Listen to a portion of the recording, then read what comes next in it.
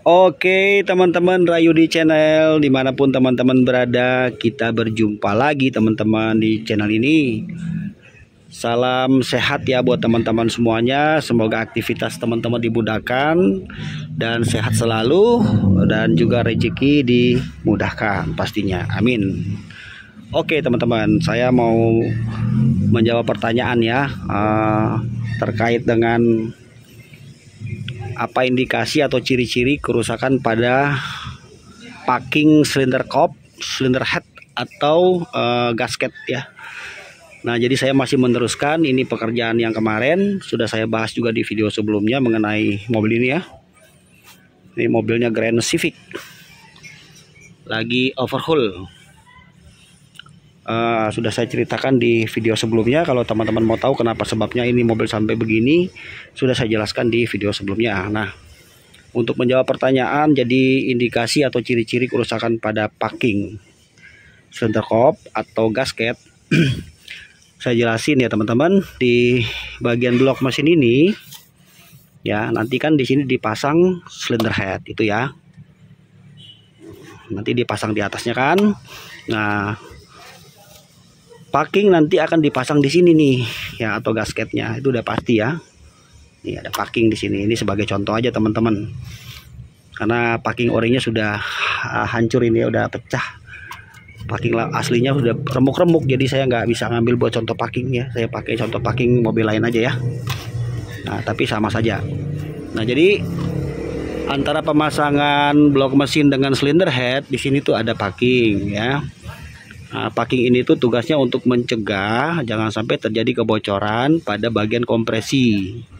Ya, karena di sini tuh nanti ada kompresi kan.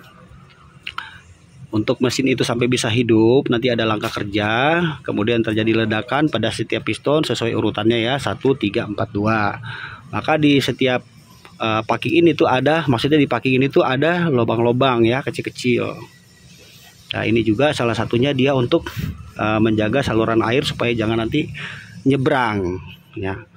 Antara saluran air dengan oli jangan sampai nyebrang. Udah gitu airnya juga jangan sampai nanti masuk ke ruang bakar. Nah, di sini kan ada air nih nanti ya, di jaket-jaket ini nih ada air nanti, isinya air. Nah, terus di sini tuh saluran untuk oli ya. Kalau lubang kecil ini untuk tekanan oli dari pompa oli. Nanti naiknya ke bagian klep, ke atasnya ke cylinder head bagian atas untuk melumuri klep.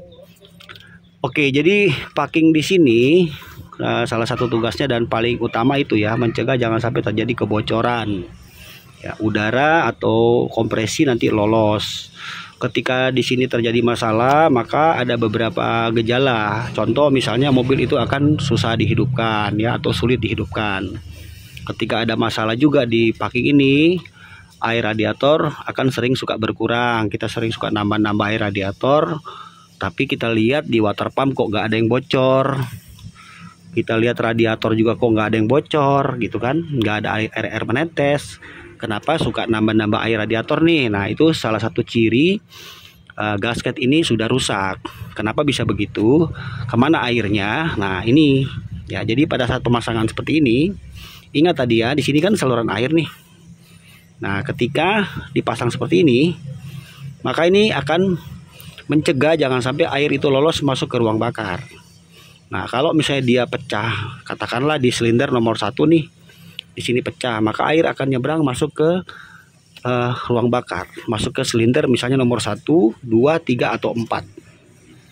Itu tuh ketahuannya dari mana? Dari mesinnya, performa mesin kita sudah tidak normal ya, nggak stabil, udah susah dihidupkan.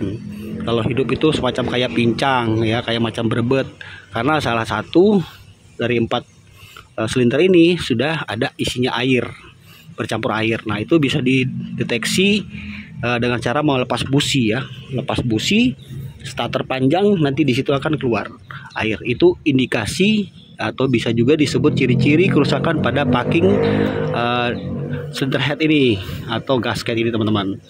Kemudian selain itu, ketika packing ini rusak ya, atau dia sampai dia bermasalah, pecah lain sebagainya, itu ada penyebabnya ya. Penyebabnya itu biasanya secara umum karena mobil itu mengalami overheating ya, mesin panas berlebihan. Nah, saat mesin panas berlebihan, packing tidak kuat ini ya, akhirnya pecah sehingga hasil kompresi itu akan lolos juga masuk ke ruang bakar ya, atau air radiator itu akan kembali nyemprot ya. Jadi waktu di starter air radiator itu nyembur ke atas. Nah, karena tekanan kompresi sudah lolos masuk ke jalur air dari lubang-lubang ini. Nah, itulah perannya si gasket ini, itulah perannya si packing ini secara garis besar seperti itu tugasnya kira-kira teman-teman. Nah, jadi pemicunya kerusakan pada packing ini yang secara garis besar secara umum itu karena mesinnya overheating. Maka kalau mesin panas saat kita di jalan dalam kendaraan gitu ya, berkendara, baiknya dimatikan mesinnya dan cari tahu apa permasalahannya, kenapa sampai mesin panas. Sebab kalau tidak nanti ujung-ujung mesin akan dibongkar, paling tidak bongkar separuh mesin dan akan menambah banyak biaya. Nah, terkait dengan mobil ini permasalahannya di sini ya teman-teman. Ini coba lihat, ini sudah keropos ya, korosi nih. Rata-rata Honda seperti ini nih, Maestro, saya pernah Maestro gini juga sama ya. Ini kan Grand Civic ya, sama Civic Nova sama. Ini kalau begini ya sulit teman-teman. Paling tidak kita nanti cari blok mesin copotan untuk ganti ya. Kalau untuk silinder headnya masih lumayan. Nih silinder headnya masih lumayan ya, belum begitu kelihatan parah. Maksudnya lebih parah sana ya blok mesinnya daripada ini. Ini sudah ada tapi belum begitu parah nih, teman-teman ya. Nah, jadi buat teman-teman yang menanyakan hal itu, kurang lebih seperti itu jawabannya secara garis besar saja, bahwa kerusakan packing silinder head itu kita bisa deteksi dari situ ya. Air radiator mulai berkurang, sudah saya jelaskan tadi.